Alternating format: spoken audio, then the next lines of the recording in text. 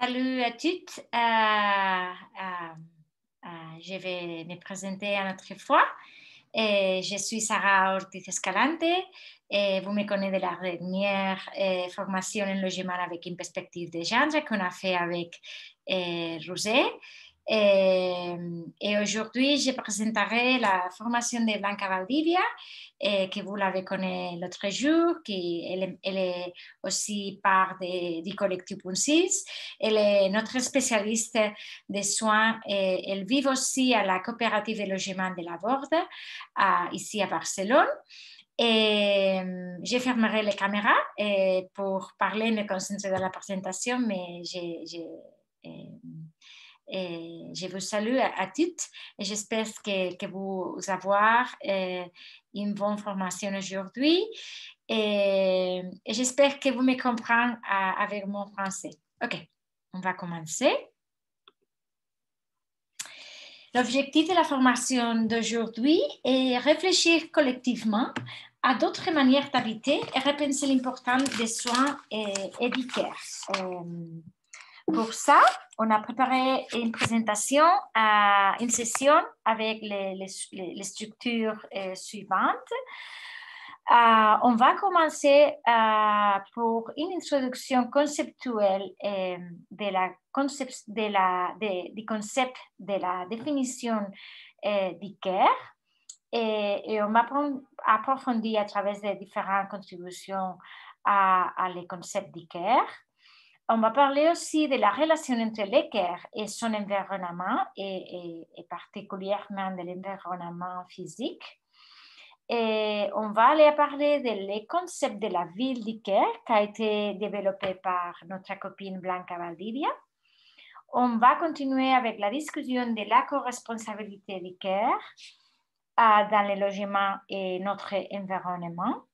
Et on va finir avec des critères et des exemples de collectivisation du care dans les logements collectifs. Avant de tout, une petite révision de ce que nous avons discuté dans la formation précédente. Comme vous savez, nous travaillons dans le domaine de l'urbanisme avec une perspective féministe. Et les principaux objectifs de l'urbanisme féministe sont trois. À travailler pour transformer la ville et avancer vers la ville du care. Et ça veut dire changer les prioritaires et mettre la vie au centre des décisions urbaines et inclure une perspective écoféministe dans l'urbanisme. Le deuxième, c'est de créer des espaces et des villes sécurisées pour tous et toutes, exemptes de violences vers les femmes, et travailler pour ville, sécurité et pour la sécurité et l'autonomie des femmes à la ville.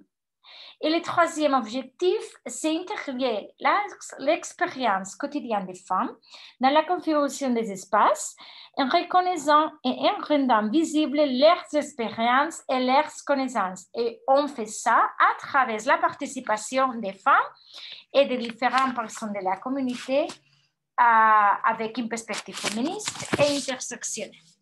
Ok, pour commencer avec les concepts du care, on va commencer par faire quelques remarques sur le care avant d'entrer dans les définitions. Première, le mouvement féministe a placé le care au centre des débats sur les agendas publics. Et ça, c'est très important de remarquer. Et on doit souligner que ce sont encore majoritairement les femmes qui fournissent des activités de care non rémunérées et rémunérées aux autres. Par exemple, ici en Espagne, les femmes développent 84% des activités de care, les rémunérées et non rémunérées. On va partager après quelques données quantitatives de la Belgique et d'autres régions. Il doit aussi reconnaître que toutes les personnes sont vulnérables, interdépendantes et écodépendantes. Mais il y a un manque de reconnaissance sociale et il y a une précarité économique du travail de care. Dans ces situations, on doit aussi réfléchir avec la planification urbaine actuelle de notre ville et village parce qu'il n'a pas tenu en compte des besoins en matière de soins et on habite dans villes et villages qui ne répondent pas à les activités d'e-care et des soins de personnes. Avec ces procédés, on va commencer avec les différents concepts et définitions d'e-care. Il y a différents chercheurs féministes qui ont travaillé les concepts d'e-care. Un chercheur féministe très important, c'est Jean Tronto. Et elle parle d'e-care et l'étude d'e-care. Et elle dit que l'e-care est une activité de l'espèce qui comprend tout ce que nous faisons pour entretenir, poursuivre et réparer notre monde afin que nous puissions y vivre le mieux possible. Ce monde comprend nos corps, nos êtres et notre environnement que nous cherchons tous à tisser dans un réseau complexe qui soutient la vie. Amaya Pérez Orozco, qui est une économiste féministe espagnole qui habite au Pays Basque, affirme que les activités de soins sont motivées par une préoccupation pour la vie qui est étrangère à la logique du capital. L'e-care désigne l'ensemble des activités qui assurent en définitive la vie humaine et qui acquièrent un sens dans le cadre des relations interpersonnelles, en gérant une réalité d'interdépendance et de dépendance. Quelles sont les activités qui sont activités d'e-care, des soins?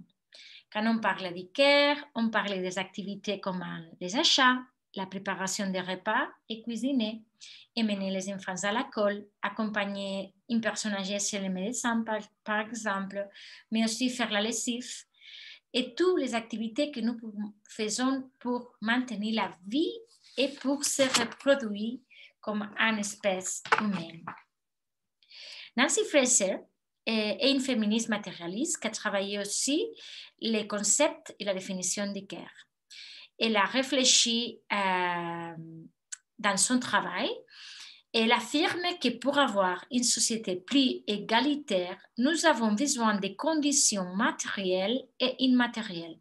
C'est-à-dire que les femmes n'auront jamais d'autonomie économique si, par exemple, nous continuons à recevoir moins d'argent pour le même travail ou si nous ne pouvons avoir accès à d'autres travails que des emplois précaires.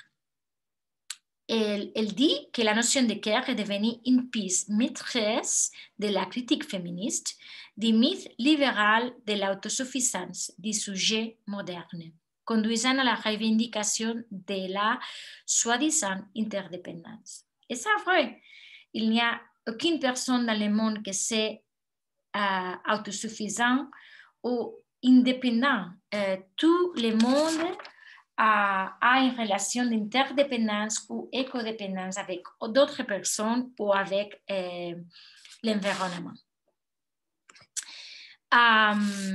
Aussi, l'économiste féministe Cristina Carrasco dit que l'importance d'e-care en tant que catégorie analytique promise par le féminisme réside dans le fait de refléter une chaîne complexe qui dynamite les binômes établis entre espace public et privé, reproduction et production. Cristina Carrasco soutient que la vie des gens traverse de nombreux espaces et que la séparation entre les zones de la ville ou entre la sphère publique et privée ne correspond pas à la vie quotidienne des personnes. On avait dit ça aussi dans la formation précédente qu'on a fait avec Rousset. Et les différents espaces ont été pensés à partir de la dichotomie public-privé, productif-reproductif, masculin-féminin. Par exemple, beaucoup de soins se font à l'intérieur et d'autres dans l'espace public. De plus, la construction de l'espace basé sur ce dualisme ne permet pas de penser à des options intermédiaires pour les espaces collectifs et communautaires. Si vous vous rappelez, on a travaillé qu'est-ce qu'on peut faire aussi dans les espaces communautaires et intermédiaires entre l'espace privé de la maison et l'espace public de la rue. On propose qu'on doit rompre avec les essentialismes du care. Et en d'autres termes, les femmes n'ont pas de qualité innée pour s'occuper des autres. Les femmes se soucient davantage des autres parce qu'on nous a appris que c'était notre rôle et que les hommes n'ont jamais été amenés à prendre la responsabilité de s'occuper des autres. Mais les traites est une responsabilité sociale. Les soins et les care sont fondamentaux pour la société. Par conséquent, la responsabilité de prendre soin ne doit pas être exclusive des femmes. Mais socialement, toutes les personnes, mais aussi l'État, les institutions, doivent assumer les soins comme une responsabilité sociale. On doit dépasser les modèles hétéronormatifs de la famille nucléaire. Et la prise en charge se fait dans de nombreuses structures familiales, au-delà des modèles du père, de la mère et des enfants. À l'actualité, dans notre société, il y a une diversité de familles, une diversité de maisons. Par exemple, il y a des populations vieillies qui habitent seules. Il y a de nombreuses personnes qui ont décidé de ne pas avoir d'enfants. Et on doit penser à des modèles de soins partagés sans avoir besoin d'être une famille biologique. Mais on doit aussi réfléchir que quand on parle des soins, quand on parle du care, on doit parler des soins et du care de la vie, mais aussi des soins et du care pour accompagner la mort. Une partie des soins que nous prodiguons consiste à accompagner les enfants, mais une autre partie très importante, qui n'est pas mentionnée souvent, consiste à accompagner la mort. Comment nous voulons mourir? Ou à la maison ou à l'hôpital? Accompagnés par de nombreuses personnes ou par nos proches. Ce sont des questions qu'on doit poser aussi quand on pense dans quel modèle de logement on veut vivre. Mais aussi quand on pense les care, on doit penser aussi à prendre soin de nous-mêmes. Il est essentiel que nous prenions soin de nous-mêmes pour pouvoir prendre soin des autres. Et cela signifie avoir notre propre temps et nos propres espaces. Et c'est très important pour les femmes, que beaucoup de temps, avec tout le travail, les rémunérés et les non rémunérés, on n'a pas de temps pour nous-mêmes, pour notre soin. Finalement, enfin, l'autonomie et l'agent des personnes dépendantes, c'est très important. Les personnes dépendantes, malades ou avec handicapés, ont le droit de décider librement comment elles veulent vivre. Mais même si ces décisions peuvent leur nuire selon nos critères. On va partager quelques données quantitatives. Dans le monde entier, les femmes continuent d'être les principaux dispensataires de soins, comme je l'ai dit. En Belgique, par exemple, les femmes consacrent 251 minutes par jour aux soins, contre 168 minutes par jour pour les hommes. Vous pouvez regarder ça ici. Ça, c'est la différence entre les minutes que les femmes et les hommes donnent à le travail non rémunéré et du care. Nous constatons que ce sont toujours les femmes du monde entier qui portent les plus lourds fardeaux des soins. Et on peut voir ça ici, avec les données quantitatives d'autres pays du monde. En Belgique, les femmes effectuent 61% du travail des soins dans les zones urbaines.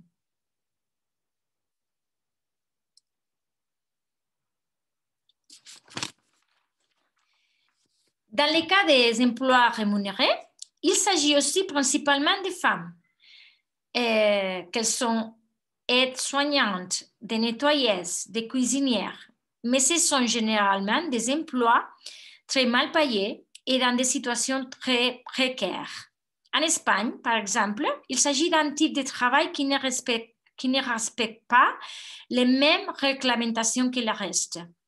Et il y a un pourcentage très élevé de travailleurs sans contrat, surtout les femmes qui travaillent au travail domestique pour autres maisons, mais aussi les femmes qui travaillent pour faire les care d'une personne âgée, par exemple, ou des enfants.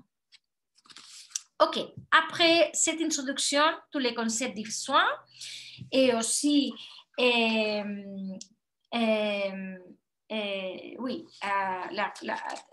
réflexion et la critique féministe, on va parler un petit peu de la relation qu'il y a entre les care et l'environnement, et particulièrement l'environnement physique. Quand on pense à la relation entre le care et son environnement, c'est bon de penser que les personnes que nous couvrent notre besoin de notre vie quotidienne en s'adaptant à 3 dimensions qui sont interdépendantes et qui s'équilibrent mutuellement. Et ces 3 dimensions, c'est le temps, l'espace et les réseaux, les relations sociales. Dans l'espace, c'est très important d'analyser la configuration, la localisation, la distribution, l'utilisation, les programmes et les éléments urbains qui donnent des supports au cœur des personnes. Il doit penser aussi comment les espaces, comment la ville a été disaignée aux questions du temps, les horaires, comment faire la gestion du temps du travail rémunéré et non rémunéré, du travail du care, la durée du voyage. Et on doit penser aussi les réseaux sociaux informels qu'on peut trouver dans notre communauté, mais aussi s'il y a des soutiens institutionnels et publics et s'il y a aussi des soutiens économiques pour donner réponse à les besoins quotidiens des personnes, et en particulier à les besoins quotidiens du care. Quand on pense aussi dans la relation du care et des espaces et de l'environnement, on doit penser comment sont les itinéraires de notre vie quotidienne. Et notre itinéraire de la vie quotidienne dépend des activités que nous faisons. Et c'est très important de réfléchir qu'il dépend de notre responsabilité et des différentes activités et travail que notre déplacement sont différents. Ce n'est pas la même chose le déplacement d'une personne qui va de la maison au travail et qui n'arrête pas pendant le trajet que d'une personne qui, en plus d'aller de la maison au travail, à faire d'autres activités et est responsable d'autres activités. Par exemple, le trajet d'une personne qui va de son logement à son travail, mais qui doit aussi aller à la banque, faire ses courses et aussi faire des affaires, qui doit amener l'enfant à l'école, l'accompagner au parc, etc. C'est une mobilité plus complexe et qui utilise différents espaces. Et c'est très important que notre modèle de ville et notre modèle de transport et mobilité répondent à ces modèles de déplacement. On doit penser aussi comment est notre réseau quotidien, comment se distribue cette activité dans notre quartier, dans notre rue, dans notre ville. Et on doit penser que ce sont les espaces que nous utilisons dans notre vie quotidienne. Si sont espaces publics, commerce, marché, équipements, arrêts de transport public, où sont situés ces espaces, à quelle distance sont situés ces espaces en relation à notre maison, comment sont-ils reliés les uns avec les autres? Et est-ce que c'est possible qu'on fait les différentes activités de la vie quotidienne dans notre réseau quotidien à pied, au transport public, à vélo, ou il y a des activités qui sont très loin à un des autres? Et pour penser à ça et la relation entre l'espace, le temps et les réseaux communautaires, c'est très important aussi que notre ville réponde tout ça avec des infrastructures quotidiennes d'ICARE. Et on va poser quelques exemples d'infrastructures quotidiennes d'ICARE. On a parlé aussi à la dernière formation des vannes pour s'asseoir comme un élément essentiel pour la socialisation des personnes, mais aussi pour la mobilité des personnes âgées, des enfants, des personnes malades, qui ont besoin de se reposer un moment pour ensuite de poursuivre leur chemin. C'est très essentiel. Et il y a beaucoup de quartiers et des départements d'urbanisme qui ne continuent pas à penser à les placements des vents. Mais d'autres éléments qui sont essentiels pour la vie quotidienne. Par exemple, des ensembles de tables et de chaises pour pouvoir organiser des repas ou des jeux sans avoir à se rendre ou à acheter quelque chose dans un bar. Par exemple, c'était un exemple ici à Barcelone, de la Super Illa, dans les quartiers du Poblenou. On doit penser aussi à comment doivent être les espaces publics en relation aussi au climat de la région où habite. Par exemple, on a besoin d'espaces couverts avec des stores pour éviter les chaleurs ou des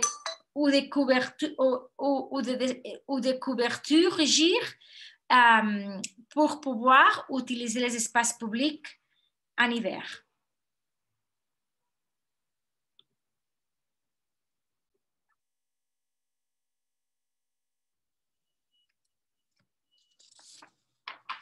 C'est très important aussi d'avoir des fontaines de l'eau distribuées dans les villes pour l'eau potable.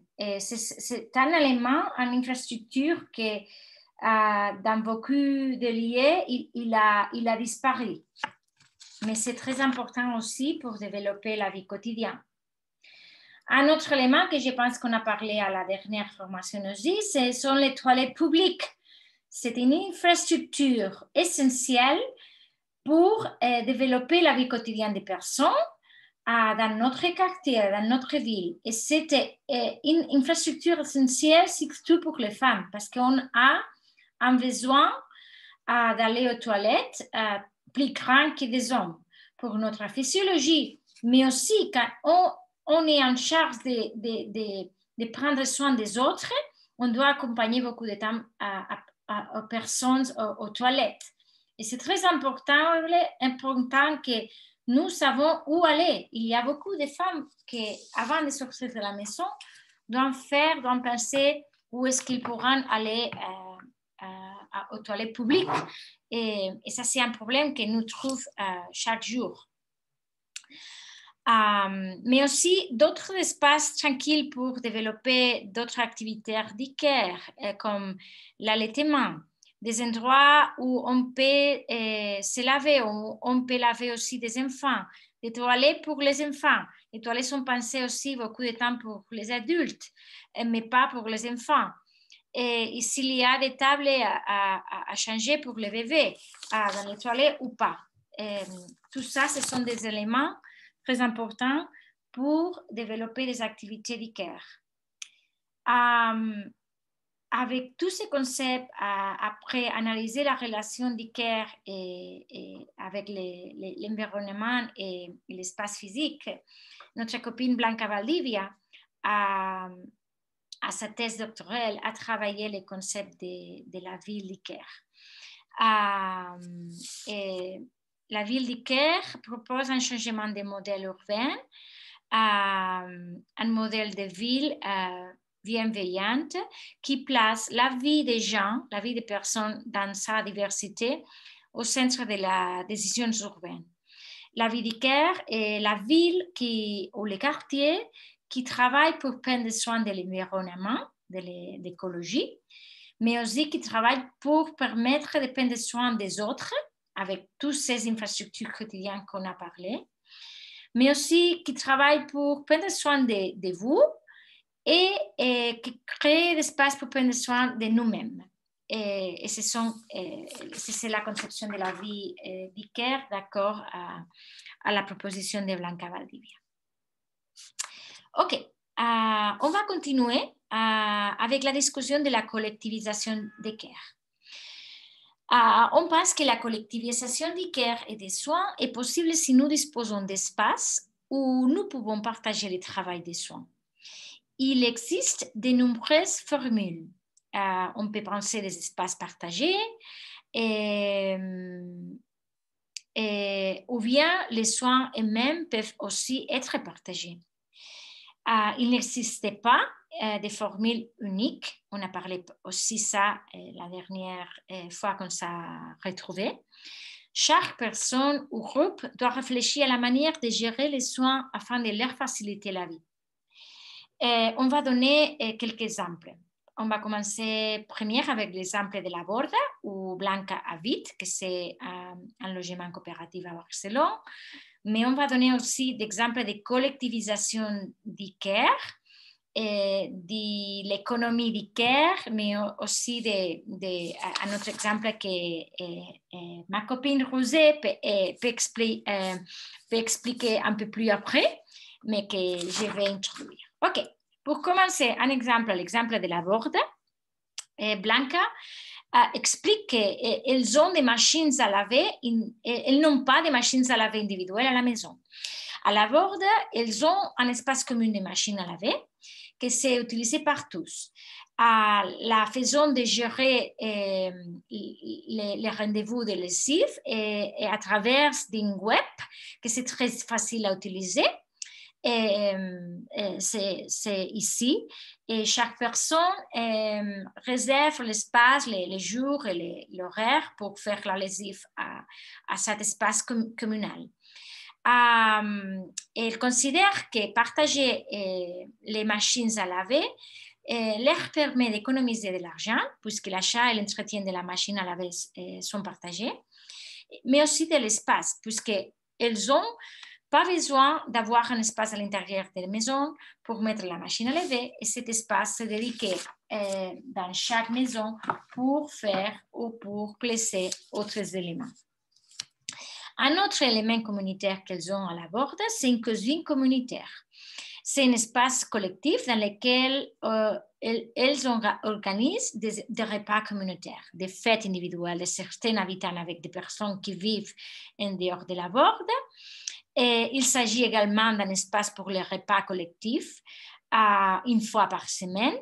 Et chaque semaine, c'est au tour d'une personne de cuisiner pour les autres. Ça, c'est une cuisine communautaire, mais chaque maison a aussi une cuisine au-dedans de chaque maison à la Borda. Elles ont des maisons qui sont petites et à la Borda, mais beaucoup les personnes qui habitent à la Borda ne sont pas de Barcelone. Elles ont besoin d'avoir un espace communautaire aussi pour inviter les amis. Elles ont une chambre d'amis qui leur permet d'avoir dans un espace commun un lieu où la famille ou les amis peuvent venir. Et elles aussi les gérons également par le web est très simple de réserver un espace et de voir si la chambre d'amis est occupée ou pas. OK, ce sont trois exemples d'espaces communs que la Borda comme exemple de logement coopératif. Et maintenant, je vais partager une expérience que que moi aussi, moi, Sarah, peut expliquer très bien parce que j'étais pendant beaucoup d'années part d'une communauté autofinancée à mon village, que c'est Vilafranca del Penedès, que c'est un village 50 km de Barcelone. Et on a créé, c'est pas les photos ici, mais on a créé à Vilafranca une communauté autofinancée avec un groupe de femmes. Et qu'est-ce que sont les communautés autofinancées? Ce sont des petites communautés dans lesquelles les membres, généralement entre 10 et 30 personnes, apportent des contributions de petites quantités d'argent, et devenant ainsi propriétaires et bénéficiaires de la communauté autofinancée. C'est un petit banque communautaire que c'est autogéré par les personnes qui forment part de cette banque. Et c'est une alternative pour ne dépendre pas de la banque traditionnelle et capitaliste. Aussi parce que beaucoup de temps, la banque traditionnelle capitaliste ne vous donne pas de petits crédits pour payer quelque chose qui sont d'urgence à notre vie quotidienne. Par exemple, si tu as un problème pour payer les dentistes ou pour acheter des lunettes ou tu dois changer la machine à lessive, tu vas aux banques traditionnelles et il y a des personnes que ce n'est pas possible qu'ils ont un petit crédit pour acheter ça. Et la communauté autofinancée, c'est une alternative pour avoir de la monnaie et de l'argent pour accéder à petits crédits. Et ces crédits sont utilisés pour des petites dépenses qui généralement ne sont pas considérées dans les budgets de chaque membre, comme je vais dire, réparation domestique, de l'eau économique des migrants de leur pays d'origine, des livres pour l'école des enfants, etc. Pardon. Et on a un mécanisme qui on donné les crédits, on fait d'apportations mensuelles aussi dans les banques communautaires et on retourne les petits crédits avec une réglementation qu'on décide avec tous les groupes. Le prochain exemple, c'est la construction des jardins urbains. Qu'est-ce que c'est une question totalement essentielle dans notre ville, pour que nous sommes très dépendants des légumes et d'autres produits qui viennent des petits villages ou de la part rurale. Et ce sont des espaces pour faire poser des légumes et des herbes pour cuisiner. Et on peut penser à créer ces espaces, ces jardins urbains, au sein de la communauté ou dans les quartiers. Et finalement, comme j'ai dit avant, je vais finir la présentation avec l'exemple d'une proposition que José Casanovas a travaillé et a proposé. Et on s'est présenté à 2 prix pour gagner de l'argent pour développer cette idée. Ces projets, c'est le réseau de soins communautaires autour des logements. On pense que pour partager les soins, on doit déplacer les soins à la communauté et pas laisser tous les soins au-dedans de la maison.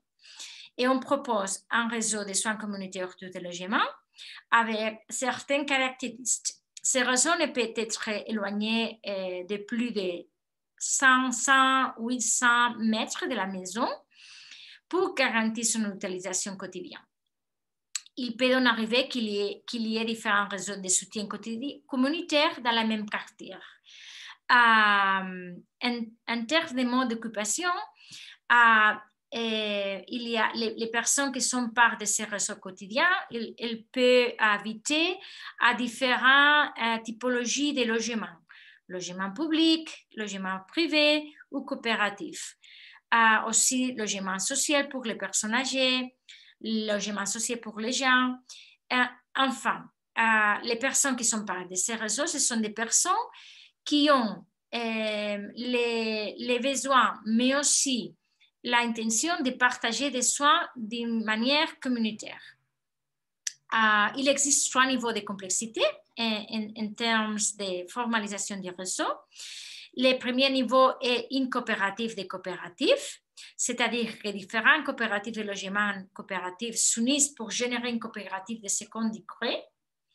Le second niveau peut être que les logements publics de différentes typologies rejoignent cette coopérative des coopératives. Et un troisième niveau de complexité que les logements privés isolés ou d'autres types tels que les projets de logement en masse ouverte ou vente se joignent. Il y a beaucoup de manières de créer ces réseaux de soins communautaires. Afin de soutenir la prise en charge des personnes qui font partie du réseau, des espaces partagés sont générés, répartis entre différents projets de logement qui font partie du réseau ou dans d'autres espaces de l'environnement. Par exemple, en utilisant le rez-de-chaussée des bâtiments, les terrains vagues et les bâtiments en cours de réhabilitation. Et on parle qu'il existe deux types d'espaces ou d'infrastructures pour développer le réseau. Les activités qui ont besoin d'un support physique, c'est-à-dire d'un espace physique et plus visible, appelées infrastructures matérielles, et d'autre part, les infrastructures douces, qui sont les stratégies sociales pour partager la vie quotidienne, de gestion et d'utilisation du temps, qui n'ont pas besoin d'un espace délimité, mais d'une forme d'organisation, de gestion. Et comme vous pouvez voir ici, exemples d'infrastructures physiques, peut-être une cuisine communautaire, peut-être aussi machines à laver communautaires, peut-être un espace pour les enfants, pour une crèche communautaire par exemple, mais aussi il y a des infrastructures douces comme pour partager cette activité de soins, par exemple, il peut être une infrastructure douce en communauté à autofinancer, en petite banque communautaire pour faire des petits crédits, par exemple. OK, et enfin, je voudrais terminer en commentant ce que l'économie féministe représente pour nous et pourquoi pour nous c'est très important de construire des espaces de ville qui répondent, qui placent au centre les cœurs des personnes. L'économie féministe met en évidence le fait que l'économie ne prend en compte que les marchés financiers, les grandes entreprises, les banques et la bourse, mais elle ne tient pas compte de la reproduction sociale, c'est-à-dire de tout le travail nécessaire au maintien du système productif, des soins aux malades, aux enfants, de la cuisine, du nettoyage de la maison. En Catalogne, par rapport au temps de travail total, le travail familial domestique représente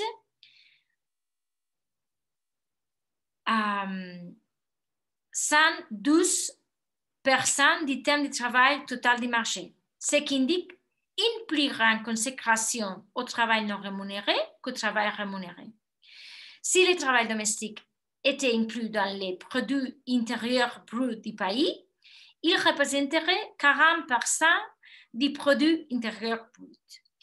Et seulement si on change les modèles de logement, les modèles de construire la ville et les modèles d'économie et on place une perspective féministe, c'est là pour nous, c'est la seule solution pour avancer vers une société qui place la vie des personnes au centre. Et avec ça, je vais finir et je vais vous dire à bientôt. Un plaisir de partager avec vous et j'espère que vous continuez le travail avec José Casanova. Merci pour tout. Au revoir.